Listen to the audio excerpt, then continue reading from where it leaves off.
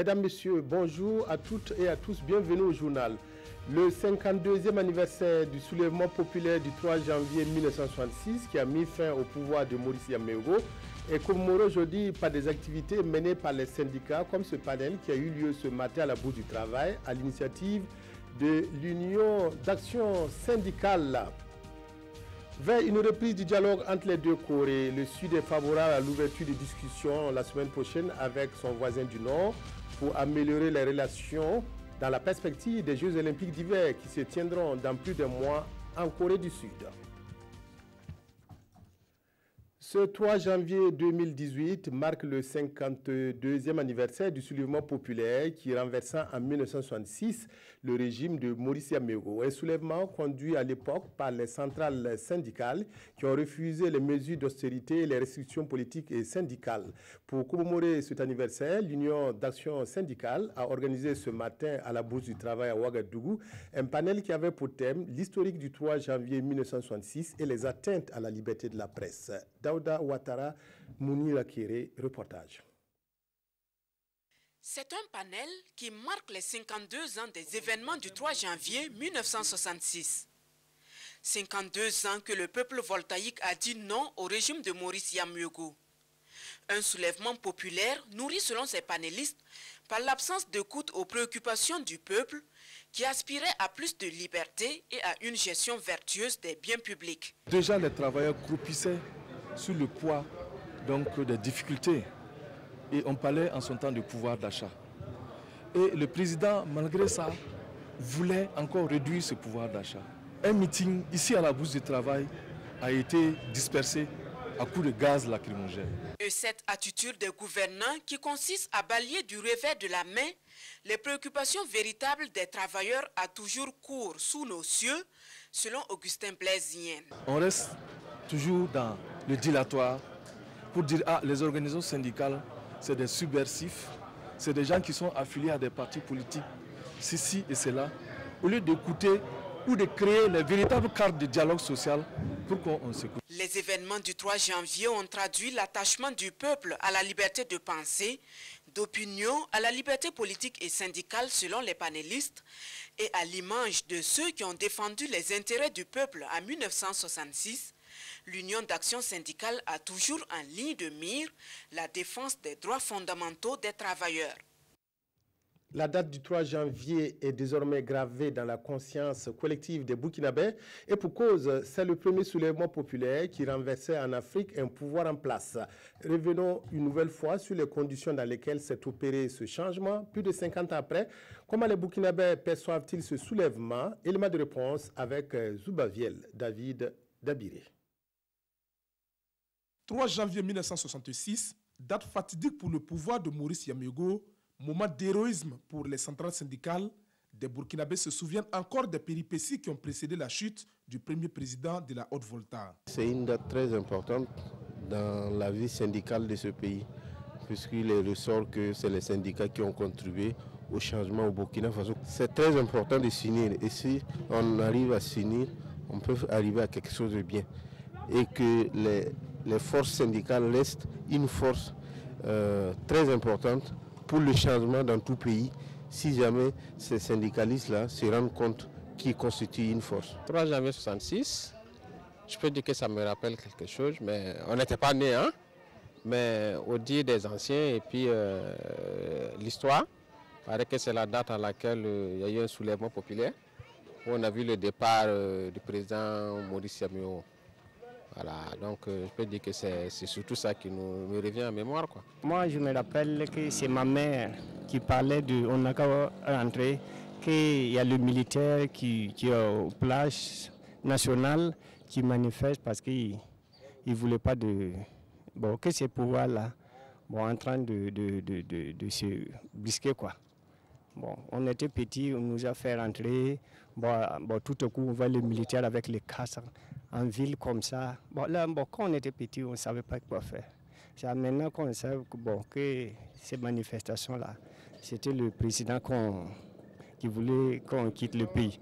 La date est aujourd'hui gravée dans la conscience collective des Burkinabés du fait de son caractère inédit. Un soulèvement populaire conduit à la démission d'un président dans une Afrique post-indépendante où la prise du pouvoir se terminait généralement par des bains de sang. Mais pouvait-il en être autrement dans cette haute volta des années 60? Rien n'est moins sûr. Toujours est-il que dès 1965, tous les signaux étaient au rouge. Le président Maurice Yameogo, réélu avec un score de 99,97% des voix, est confronté à une grave crise économique. Une crise qui, selon les syndicats, est la conséquence directe de sa mauvaise gestion des deniers publics. L'État peine désormais à payer les salaires et surtout à répondre aux attentes des populations sur le plan social. Le président propose alors sa recette pour relancer l'économie nationale. Blocage des avancements des fonctionnaires pour une période de 2 ans, réduction des allocations familiales, abattement des salaires de 20%, bref, une batterie de mesures pour endiguer la crise, mais qui n'est pas du goût des centrales syndicales.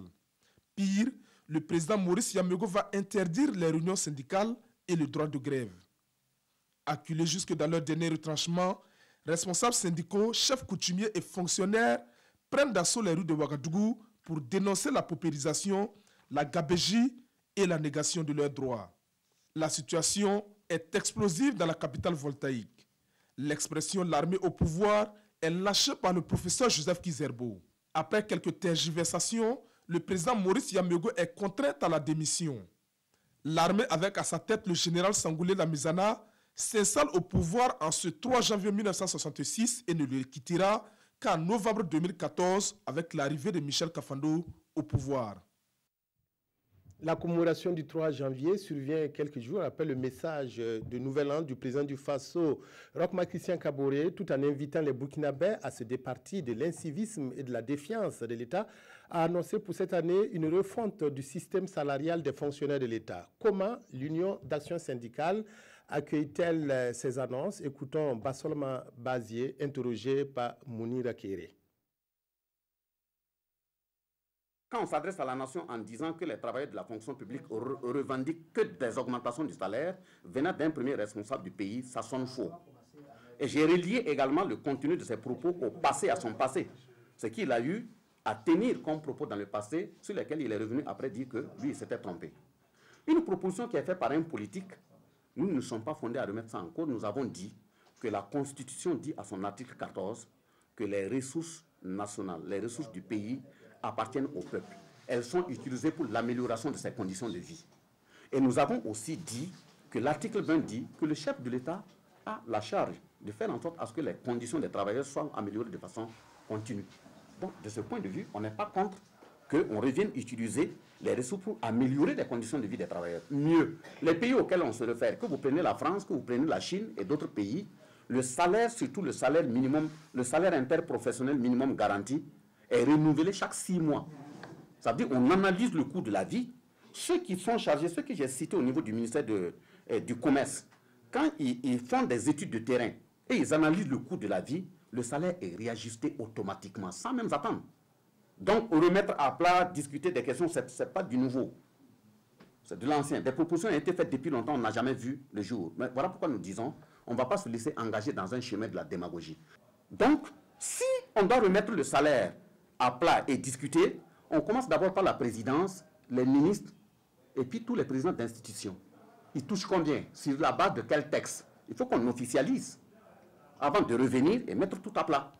Il faudrait qu'il y ait de la transparence. Il ne faudrait pas qu'on dise qu'on va mettre à plat, aller prendre une section de la fonction publique, venir analyser et dire que ça ne concerne pas la présidence. Ça doit commencer par là-bas. Parlant de 2017, elle a été marquée par la disparition de plusieurs personnalités politiques burkinabées. Au nombre de ces personnalités figure le président de l'Assemblée nationale, Salifou Diallo. Salifou Diallo s'est éteint le 19 août dernier à Paris et sa mort avait suscité une grande émotion à travers tout le pays. Retour sur les disparus de 2017 avec Abdelaziz Aguibou. Aux premières lueurs de l'année 2017, aucun signe ne laissait présager qu'il n'allait pas terminer cette année. Une année qu'ils avaient pourtant bien entamée avec des projets personnels, mais aussi pour leur pays. Mais comme le dit le philosophe Martin Heidegger, un homme qui est né est déjà assez vieux pour mourir. Comme un coupéré, la nouvelle du décès de Salifou Diallo, président de l'Assemblée nationale, est tombée le 19 août, plongeant les siens et toute une nation dans l'émoi, la tristesse et la consternation. Le pays tout entier a rendu des hommages à celui qui aura été de tous les combats politiques. Des hommages qui ont connu la présence des présidents Condé de la Guinée, Issoufou du Niger et bien d'autres délégations de nations voisines et amies. Deuil national de 72 heures, élévation à titre posthume à la dignité de Grand Croix, honneur militaire et recueillement sont entre autres les hommages rendus à Salifou Diallo, dont la disparition a pratiquement paralysé le Burkina pendant plusieurs jours. Gorba, comme on aime l'appeler, repose désormais dans son Waïgua natal. À peine la nation essuie ses larmes que les mauvaises nouvelles s'enchaînent. Le 18 novembre 2017, au bord de la lagune Ébrié, c'est l'ancien Premier ministre Youssoufou Ouédraogo qui tire sa révérence. Rapatrié au pays, la dépouille de l'économiste, diplomate et homme d'État a eu droit à des hommages. Des hommages à la hauteur du rang que l'homme a occupé de son vivant. Auparavant, en fin mai 2017, c'est l'homme aux multiples casquettes, le politique, l'écrivain, l'anthropologue-chercheur qui rendait l'âme.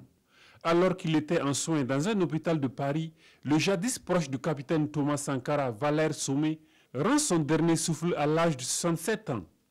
2017 aura décidément été une année de dures épreuves pour la classe politique et dirigeante qui a vécu impuissante la disparition du député Mahama Sawadogo, ancien haut-commissaire du Kadiogo, et de Mariam Diallo Zoromé, commissaire divisionnaire de police, ex-gouverneur du Centre-Nord et précédemment secrétaire permanente du Comité national de lutte contre la drogue. Ancien ministre du Commerce et ancien député, Talata Dominique Kafando s'en est aussi allé en août dernier à Boulsa. Les douleurs infligées par la grande faucheuse en 2017 consument aussi le monde paysan qui est désormais privé de l'ombre d'un de ses baobabs.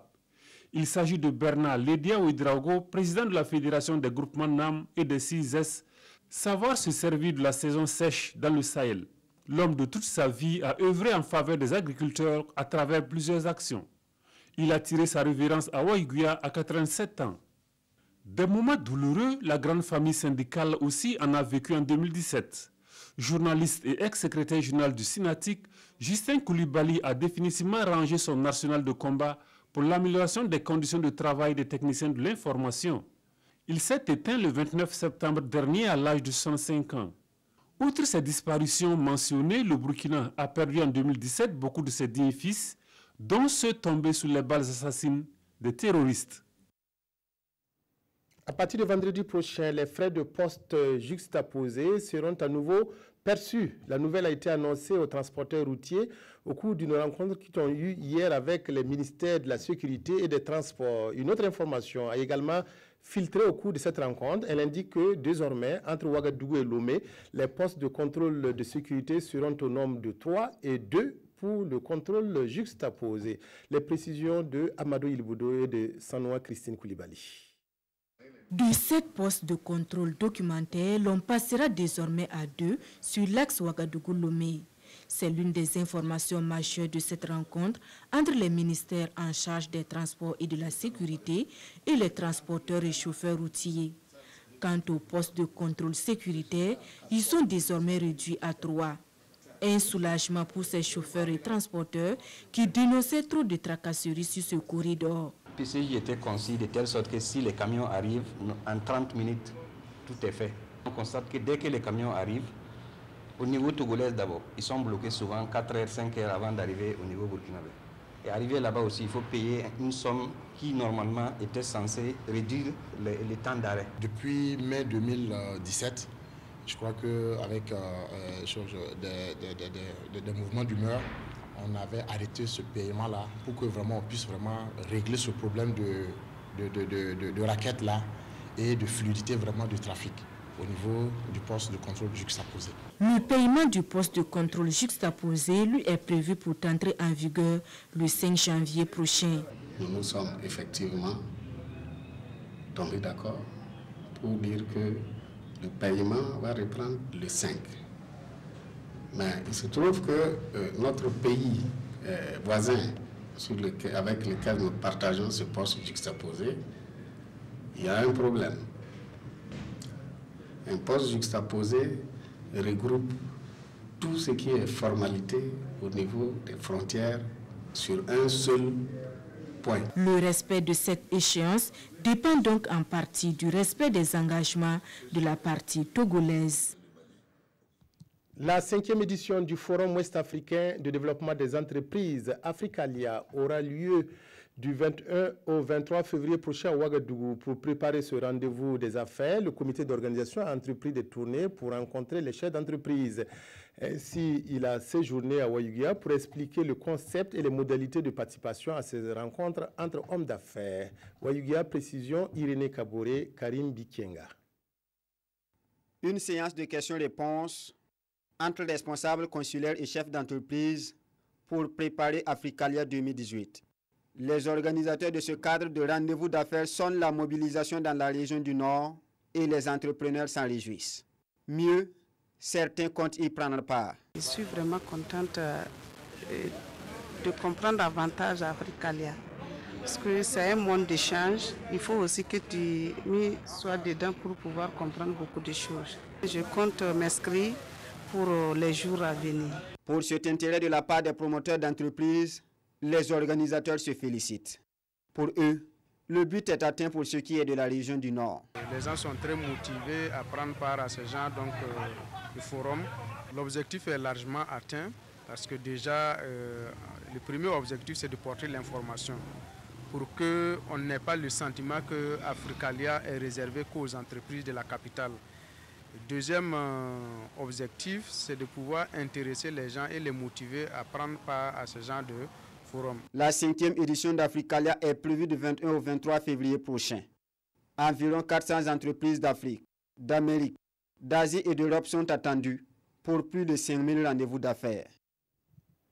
La promotion des produits certifiés se fait aussi à travers une caravane. Elle a été initiée par l'agence burkinabé de la normalisation ABNorm. À travers cette caravane, l'agence veut faire connaître la marque nationale de conformité, une marque qui se présente comme un sticker attestant de la qualité des produits sur lesquels il est apposé. Issa Kawedraogo, Vincent Tiendrebeogo. Une ellipse verte floquée d'une étoile jaune. C'est la marque nationale de conformité aux normes qui certifiera désormais qu'un produit répond aux standards burkinabés. Cette marque, appelée NBF, Norme du Burkina Faso, est une initiative de l'agence burkinabé de la normalisation ABNorm. On essaie d'établir en fait, une norme, des référentiels concernant en fait, la fabrication d'un produit donné.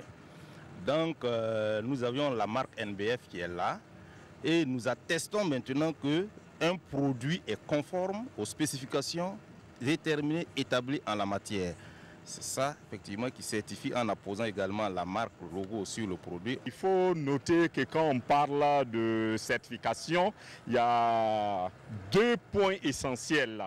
Il y a l'audit du process de fabrication du produit. Et ça se fait sur le site. Et le deuxième point, c'est les analyses et les essais sur des échantillons. Donc tout ça là, ça va permettre à nos acteurs d'améliorer la compétitivité de leurs produits. La présente campagne entreprise par l'agence a pour objectif de mieux faire connaître le processus de certification aux populations. Elle se déroulera sous forme de caravane qui sillonnera les villes de Ouagadougou, Koudougou, Dédougou, Bobo-Dioulasso et Bamfora. Le sport comme facteur de rapprochement des deux Corées. À plus d'un mois de l'ouverture des Jeux olympiques d'hiver de Pyeongchang, la Corée du Sud a annoncé que des discussions entre les deux pays vont se tenir la semaine prochaine. Les pourparlers pour améliorer les relations entre les deux pays après la main tendue du dirigeant nord-coréen Kim Jong-un qui a émis le vœu hier de voir une délégation de son pays participer aux Jeux olympiques d'hiver qui ont lieu chez son voisin.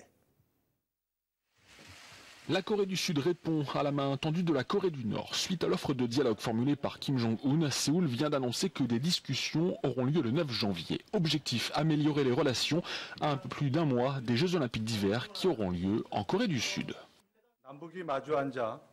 Nous espérons que le Sud et le Nord pourront s'asseoir face à face pour discuter ouvertement de la participation de la Corée du Nord aux Jeux de Pyeongchang.